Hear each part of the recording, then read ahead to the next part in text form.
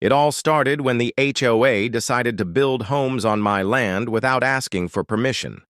The homes were being constructed on a plot of land that had been in my family for generations, and I had always considered it a peaceful retreat, a place where I could escape the noise and bustle of the world. The HOA, however, had other plans. They sent me a letter one day stating that they were building new homes to accommodate the growing demand in the area. But there was no mention of consulting. No permission sought and no agreement made. At first, I thought it was a mistake. Surely they couldn't have just gone ahead and built on my property without my consent.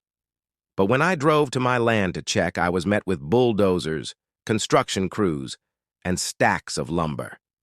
My heart sank. They were building a whole neighborhood on what was rightfully mine. Anger coursed through me as I realized how far they'd gone. They hadn't even tried to reach out to me, let alone get any sort of legal approval. I knew I had to take action. After exhausting all the polite channels, including calls to the HOA and emails, I realized this wasn't just a case of miscommunication. They were deliberately ignoring my rights, so I made a decision that would not only get their attention but show them that I wasn't going to back down. The water supply to the homes they were building was dependent on a valve located on my property. I walked to the site, located the valve, and turned it off. The construction crews immediately noticed the lack of water, and things began to slow down. But when they tried to restore the water, they couldn't find the key because I had kept it hidden.